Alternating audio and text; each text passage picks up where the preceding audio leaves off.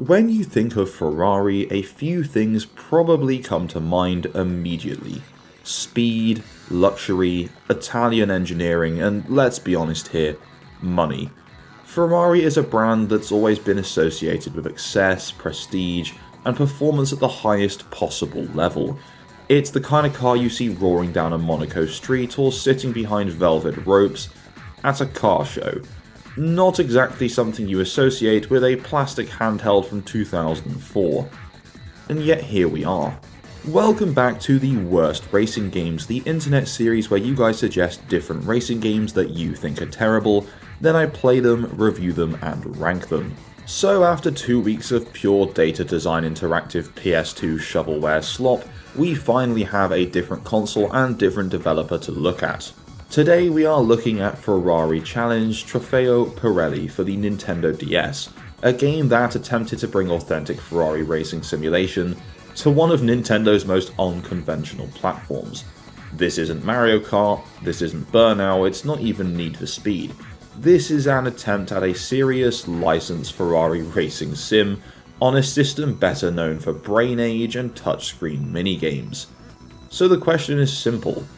Does Ferrari Challenge actually succeed at delivering a racing experience on the Nintendo DS? Or is it an ambitious handheld port that collapses under the weight of its own realism? Let's find out. To better understand Ferrari Challenge on the DS, you really need to understand the context it released into. By the late 2000s, racing games on home consoles were thriving. Gran Turismo, Forza Motorsport, and even more arcade-leaning titles were pushing realism, physics, and graphic fidelity further every year. Handhelds, on the other hand, struggled. The Nintendo DS was powerful enough for its time, but it was not designed with high-fidelity simulation. Its strengths were creativity, accessibility, and innovation, dual screens, touchscreen controls, stylus input. Racing simulations were not intended for this platform. Outside of Mario Kart DS, which obviously leaned fully into arcade chaos, most DS races were simplified ports or watered down versions of console games.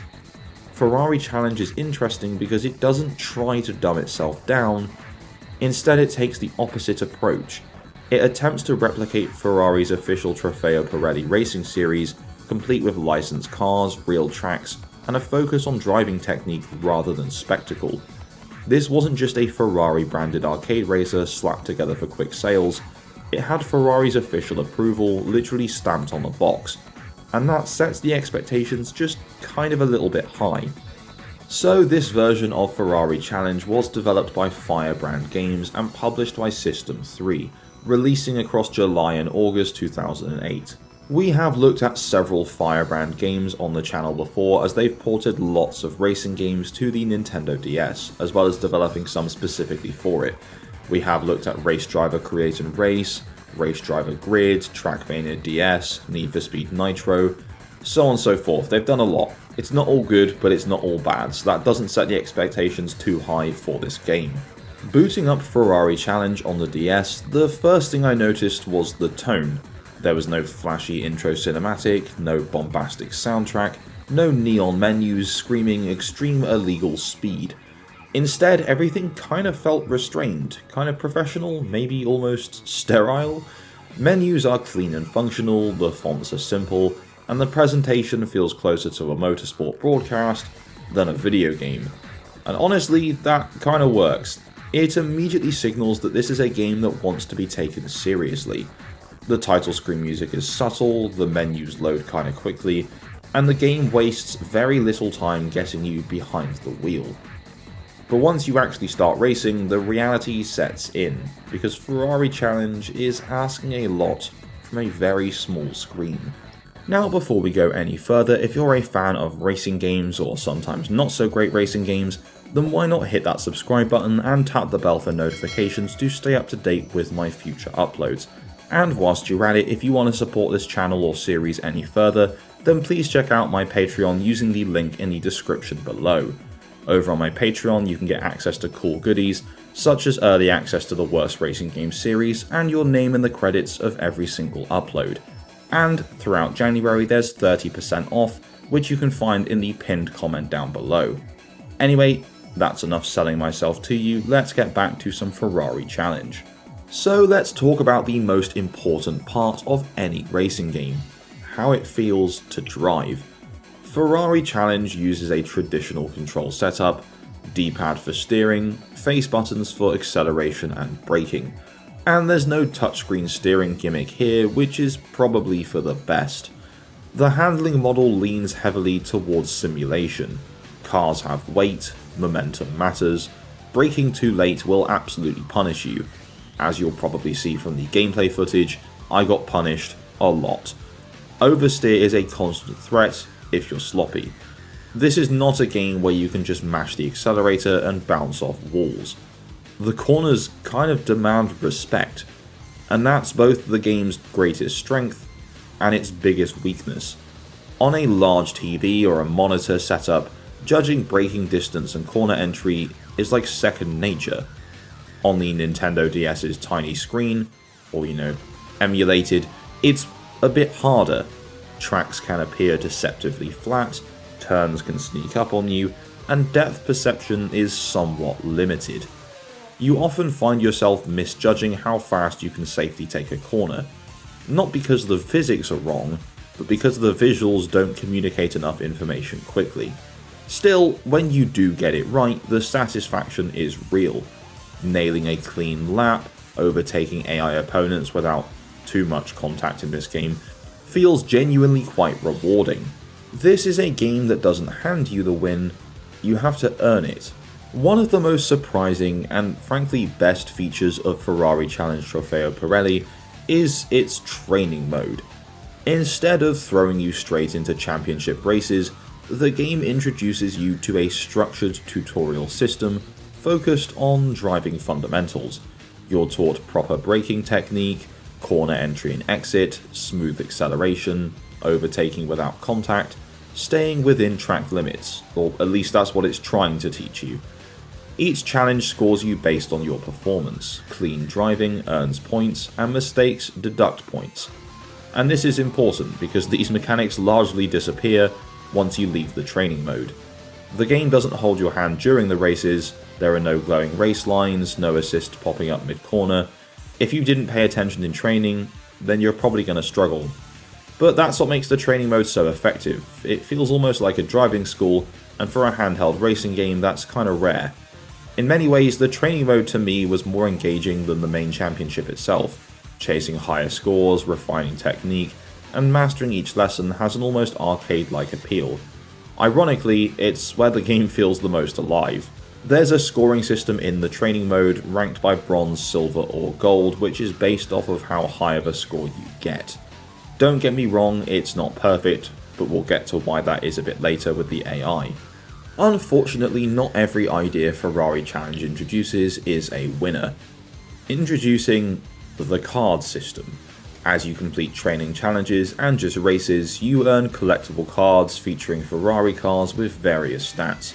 These cards can be used in a card battle minigame, where you essentially compare stats against another player or the AI.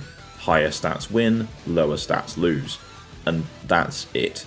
There's no strategy, no deck building, no meaningful rewards. It feels like a feature that exists purely because someone thought, hey, kids love top trumps.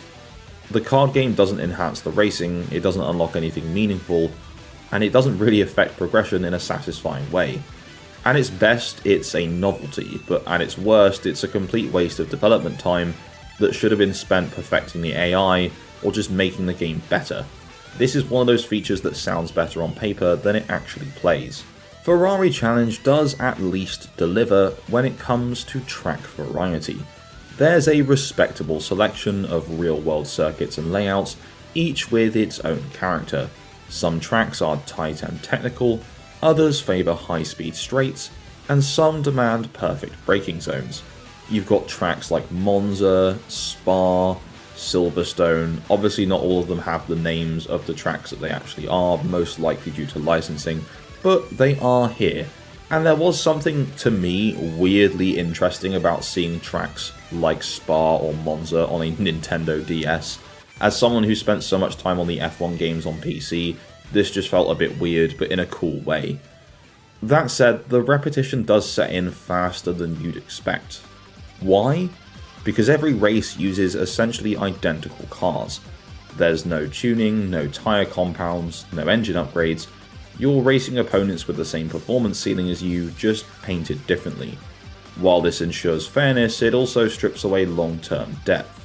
Once you've mastered the handling model on one of a few different cars, there's very little left to experiment with. So when you're actually out on the track, the game only has one point of view for you to play in, and that is the front bumper view, the one that's quite close to the ground.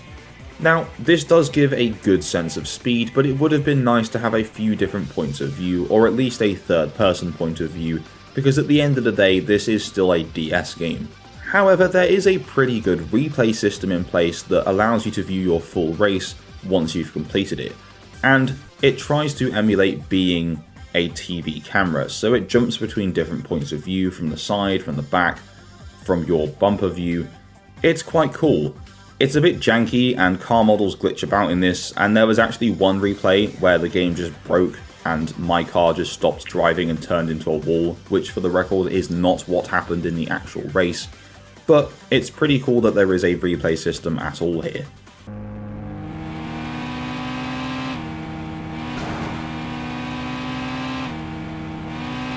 Now, I did mention some issues with the AI earlier on in the video, and now let's talk about it.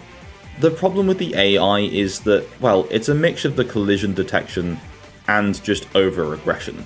So the collision detection in this game isn't great. You'll see sometimes in the footage that the car glitches about a little bit when it's made contact with another car, and 95% of the time the only person that's going to suffer from this is you, not the AI. There are times when I'm braking around a corner and the AI is behind me, doesn't react to you braking at all, it just continues on its pre-programmed racing line and smashes into the back of you. It's just some traditional classic racing game AI that just doesn't know how to react to anything else around it. It's certainly not the worst AI we've ever seen in this worst racing game series, but it's definitely not the best either. Has its ups, has its downs, but it definitely could have used some more time in the oven. You know, maybe rather than making some pointless top trumps card game mode, we could have had better AI. Visually, Ferrari Challenge is impressive considering the hardware. The car models are okay, they're recognisable, you can tell one Ferrari from another, which isn't always a given on the DS. Tracks curve mostly naturally, elevation changes are usually visible, and the skyboxes are decent and dynamic. But there are compromises. Track surfaces can look blocky, especially mid-corner. Off-road textures resemble something closer to cheese puffs than gravel. Environmental detail is definitely sparse. But there's also no visible car damage, no dents, no scratches, no visual feedback beyond slowing down and occasionally glitching about. This removes a sense of impact and consequence. Still, the game runs smoothly for the most part. I had the odd frame rate dip when going up a hill with a bunch of cars on the screen at the same time, but for the most part, it's good. And in my opinion, the stability matters more than flashy visuals, especially on a DS game. Now, the sound design in this game is a bit of a mixed bag.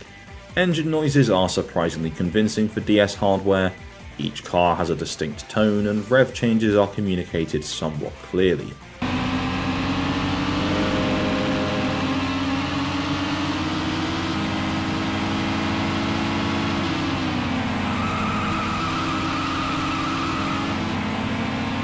Tyre squeal exists, but it certainly lacks punch, and it's pretty much the same 1 second sound on loop.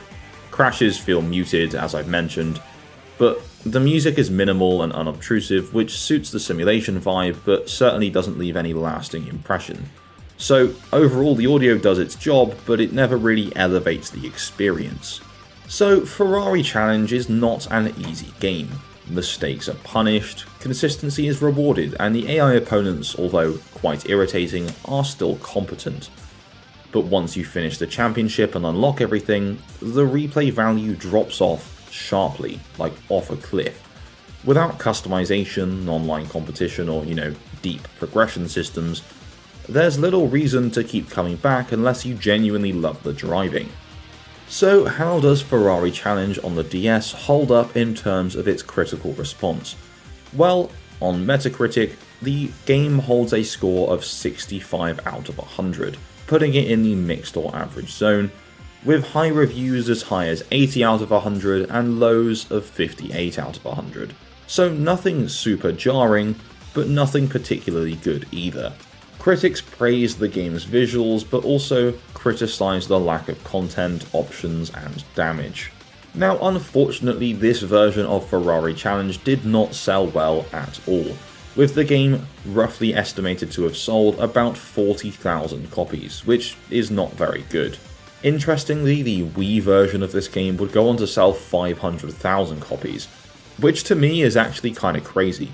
Anyway, those stats are from VG Charts. Okay, so now the time has come to rank Ferrari Challenge DS on our worst racing games tier list.